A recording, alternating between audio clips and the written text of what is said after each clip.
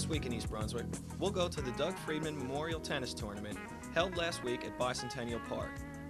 Next, you'll see part of Sports Talk host John Megliero's interview with former East Brunswick High School star athlete and now head coach of the New Jersey Nets basketball team, Dave Wohl.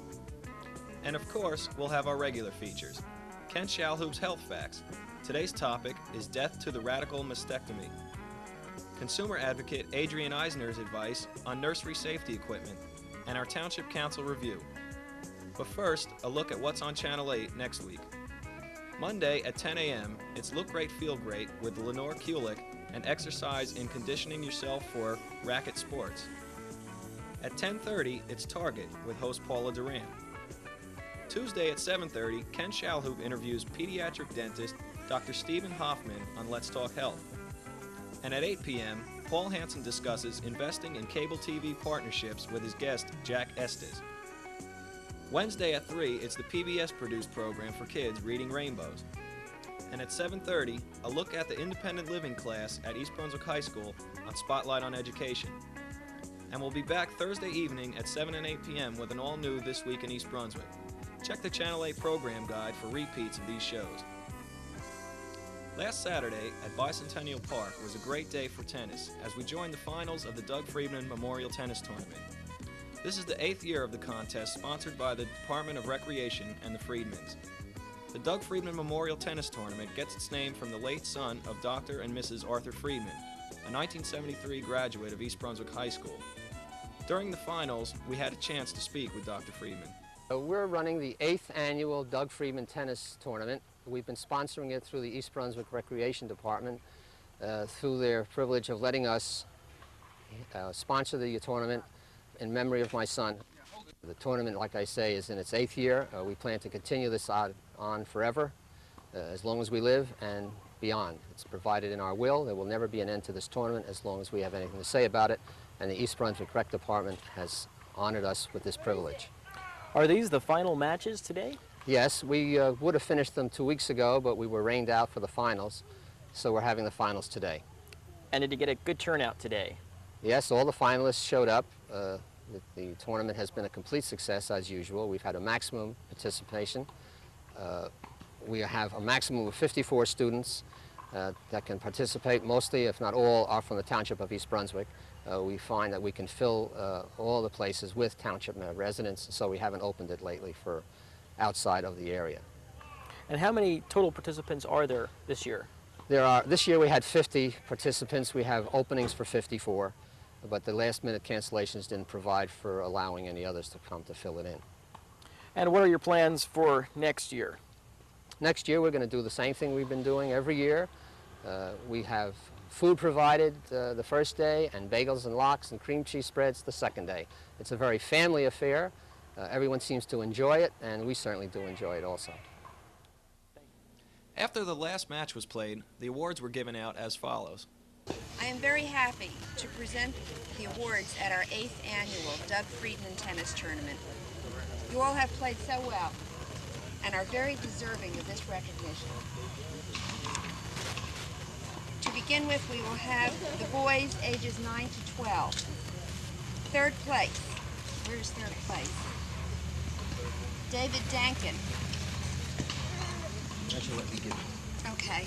Dr. Friedman will hand it to you, David, and then you can come over here. This is girls. Third place, David Dankin. boys 9 to 12. Congratulations. Good boy. Why don't you do this? Second place, Craig Goldman.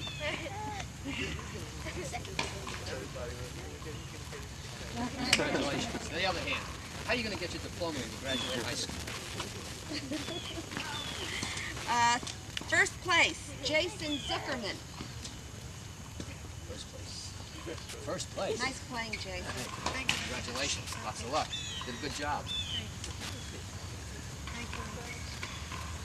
We have girls 9 to 12. Third place, Lisa Pagori. Pagari. Name it right. Congratulations. Second place, Lisa Fast.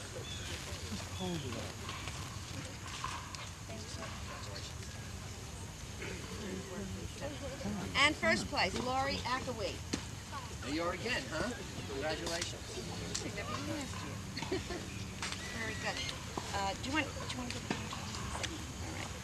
All right. Boys, 16 to 17.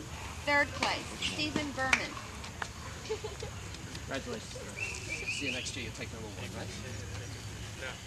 No, too Second old. place, Jason Gould, not present. First place, Brian Kaplan. What is it, 16? First place, boys 16. 16, 17. 17. Congratulations. How about a hand for all of these people?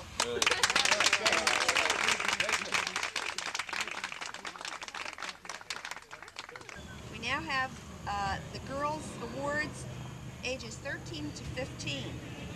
Third place, Wendy Kleckner. Congratulations, Wendy. Stay there. Second place, Sherry Akresh. Good job, Sherry. And first place, Meredith Hirsch. Yay! Congratulations, Meredith. Awesome work. Very good. Hope we'll see you all next year. Next year, still got a couple of months. Congratulations to all the participants in the tournament. And for some more sports coverage, we'd like to show you a sneak preview of an upcoming sports talk with host John Megliero and his special guest, former East Brunswick High School star athlete and new head coach of the New Jersey Nets, Dave Wohl. Dave, you were with the Los Angeles Lakers as an assistant coach. This year they won the World Championship. And now you come to the Nets as head coach. What transition did you have to make in terms of your thought process, planning, and so forth, going from an assistant's position to a head coaching position? I think the biggest thing assistants do that's different than a head coach does is assistants suggest and the head coach decides. Mm-hmm. So whereas an assistant, you can focus in on a smaller area because that's your area of responsibility and you can kind of control that, bring whatever you need to the head coach, say, look, this is what I think we ought to do in this area, and he decides. The head coach is responsible for everything. Mm-hmm. So where instead of dealing from just one person to the head coach, now you're the head coach dealing with 8, 9, 10 people involved in the daily organization, the 12 players, the trainer. It gets into all areas, scheduling, pre-game things, Mm-hmm. post-game things, interviews. So the scope of things becomes just so much greater. And more than anything else, the demands on your time become more to the point that if you don't really schedule things, you don't get anything done. Everything just becomes you're being pulled in so many different directions. So that's probably been the biggest adjustment to date. Was it hard for you as an assistant coach with aspirations to be a head coach to kind of sit in the background for those few years and watch and kind of be out of the limelight? Depends who you work for. I was Mm-hmm. fortunate in really the two guys I worked for the bulk of the time I was an assistant, Don Nelson in Milwaukee and Pat Riley in Los Angeles, that I had a good relationship with both of those guys. They encouraged you to be more outgoing, give you more input, more responsibility. And so it wasn't as frustrating as it might seem because I was also with two good clubs. Mm-hmm. I was learning from two good organizations. So the overall factor was that it was a good experience for me because all the things that I was learning there I was going to be able to put into play later on. So I didn't necessarily feel a frustration if I'd been with a club that wasn't doing as well or a guy that I didn't feel I had as much of a rapport with. I think it would have been harder. But to me, I think it worked out just fine. Recently, we read in the paper where you completed your coaching staff by hiring Paul Silas. Mm-hmm. And in the papers, there was some concern of the fact that Paul was also in the running to be a head coach for the Nets. Any problem for you? I think a lot of people felt that there might be a problem. In fact, a number of the people, when I also hired Bob McKinnon, who was one of the other candidates, and it was funny because a lot of people friends around the league would call me and say, if you're considering Silas, you're going to have hired Silas and McKinnon, two of the other guys that were running in the job for you.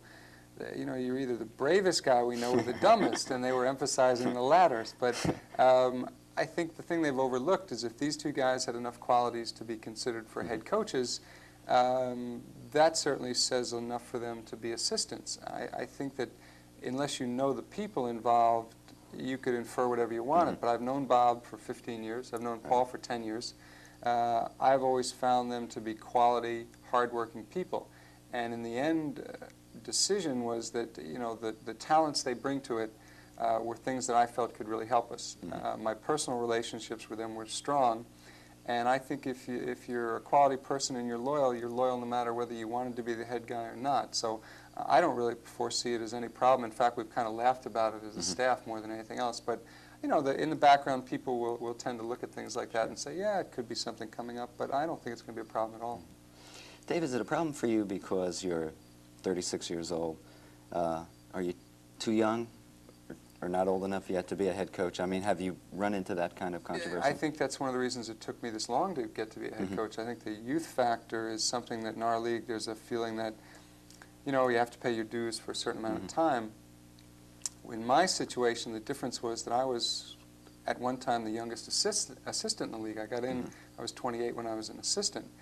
So I had literally, counting my days as a player, I'd been in the league 14 years up to this point, which a lot of people, you know, weren't aware of. They said, oh, the guy's still 36, he must be only in the league a couple of years. So that was kind of an obstacle to get over, even in my interviews with the owners. They didn't realize that at first that I'd been in the league 14 years.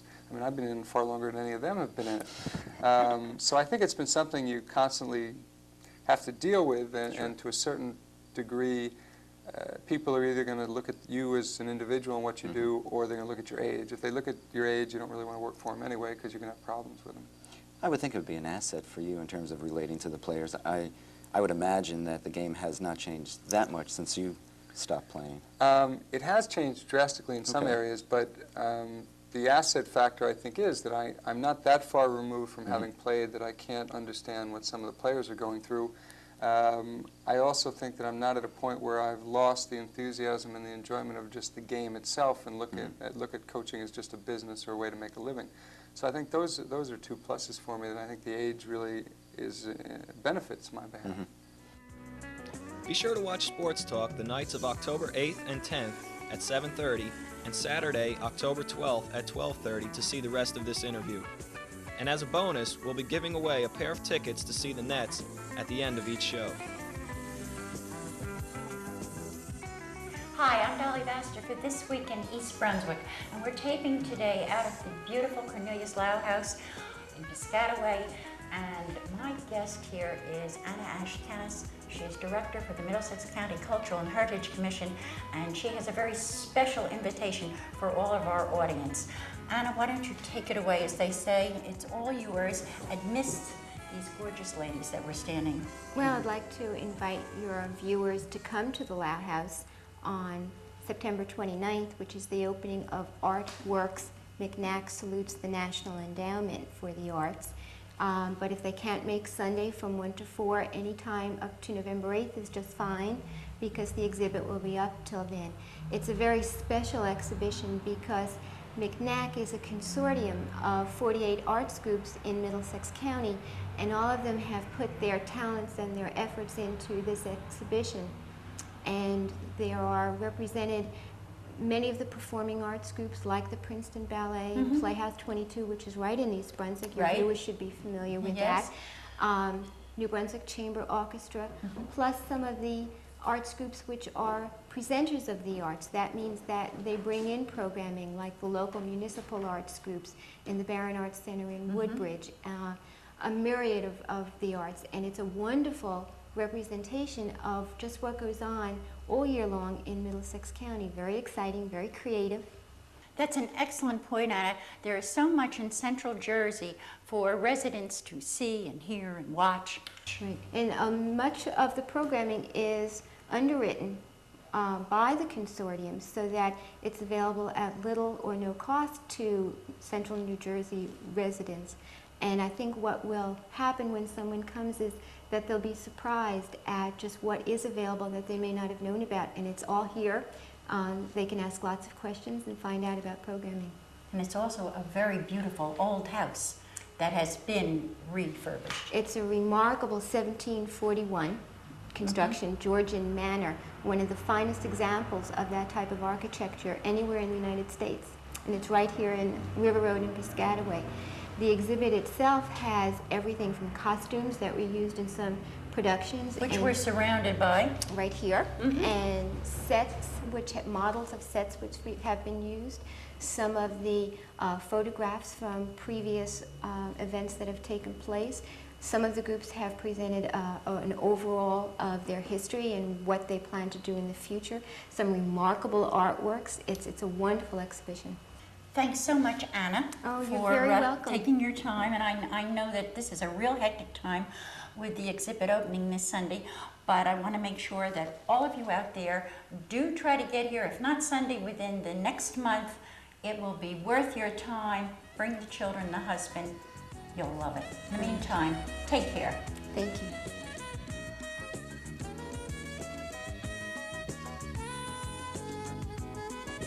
Death to the radical. Breast cancer victims are just as well served by the removal of only the tumor and adjacent tissue as by the more extensive surgery, according to a 5-year study. 1,843 women conducted at 89 institutions, and a 10-year study show that these results can be expected to hold up over time also. Now, of course, the radical mastectomy was the procedure has been the procedure done for many years, and that's where they remove the breast as well as the surrounding lymph nodes and muscle. Okay. There are other types that only remove some the tumor and some of the tissue around it and also the lymph nodes. So there are different degrees of something other than the radical mastectomy. And what they found is that they're getting very good results with just doing the less than radical procedures. And this is good news for the 1 in 11 women in the United States that will get breast cancer. See you next time on Health Facts.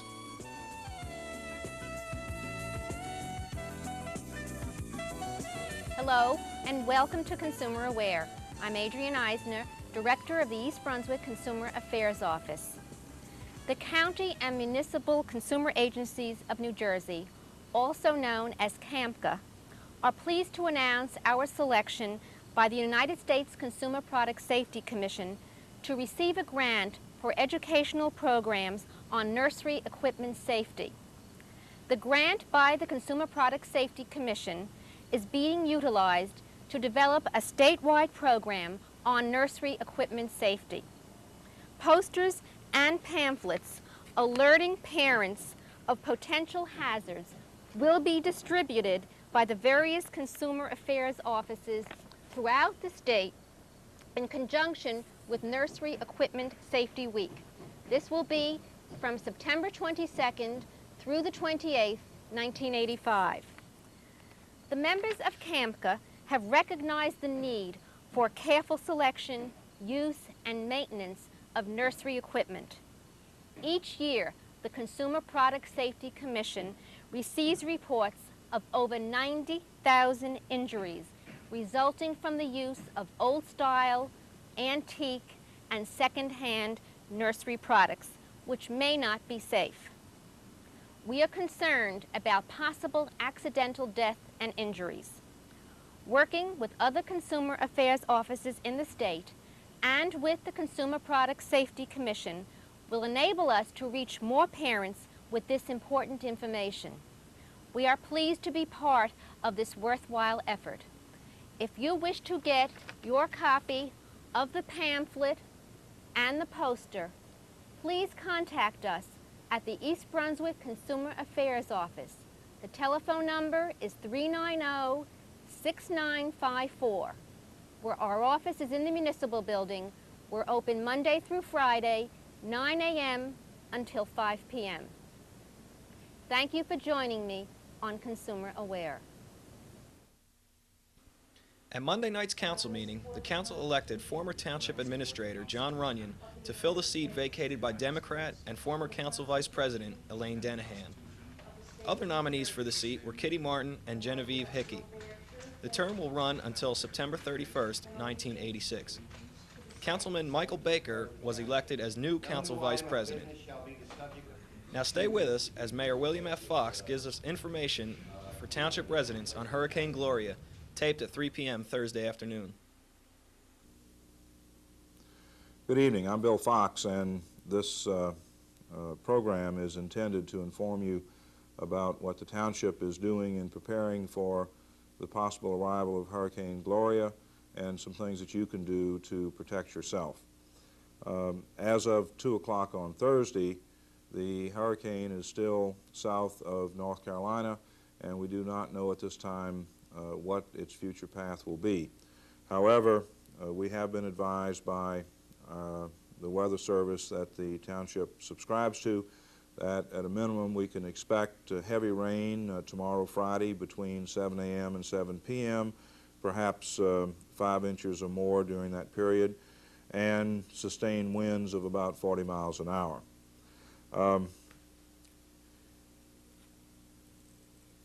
In the event that this is all we get, the water will no doubt be a greater problem than the wind. However, since we do not know the course of the storm, it would seem appropriate for all of us to begin to make some preliminary preparations. Since Wednesday morning, the Department of Public Safety and other affected township departments have been making preliminary plans based on existing emergency preparedness documents as to what they will be doing in the event we have a serious situation. And it is not too early for you, too, to begin to make some preparations. Most important is to keep your radio or television on and listen for the latest Weather Service advisories. If the power fails, you hopefully have a portable radio, and that should be kept on to track the progress of the storm and to receive any warnings that might come. Be sure you have a supply of batteries for your radio and also one or more flashlights in your home in the event that power is lost. Tonight, or as soon as you can get to it, it would probably be a good idea to take care of any outdoor objects that might be blown away. Garbage cans, porch furniture, and other such items, even in a 40-mile-an-hour wind, can become quite dangerous since the wind can pick them up and blow them around. You should secure them by tying them down or bringing them indoors into a garage or some other place. If the storm is going to be serious, and if you hear on your radio or see on your television that we're going to have more than the effects that I've described, it might be a good idea to store some drinking water. In the event that the township water facilities lose power for any significant period of time, you may need drinking water in your home until power is restored and water service can be restored. You ought to gas up your car. There's a possibility that you may not be able to get gas for a while after the storm if it's serious, and it would be a good idea to have your car full of gas at this time. You should stay at home unless you're otherwise advised to evacuate.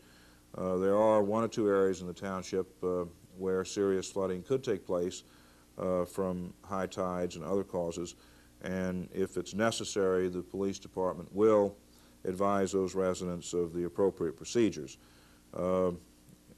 If the storm is more serious than what we expect at this time, plan to remain indoors during the storm.